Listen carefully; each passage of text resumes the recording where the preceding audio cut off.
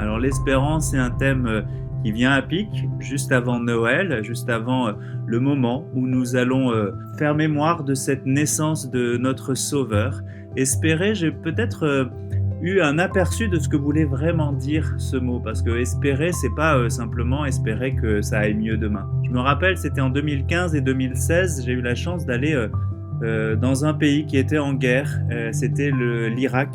Et là-bas, j'ai même passé un Noël avec des chrétiens qui ont été persécutés, chassés de chez eux et obligés de vivre dans des logements de fortune. Pendant plusieurs années, ça a été vraiment très difficile. Et là-bas, quand j'ai passé Noël avec eux, je me rappelle, je suis revenu avec un vrai sentiment d'espoir et un vrai sentiment d'espérance. Et ce sentiment, il est né parce que quand j'allais chanter pour eux, j'allais pas leur dire que demain ça irait mieux parce que demain ça n'irait probablement pas mieux.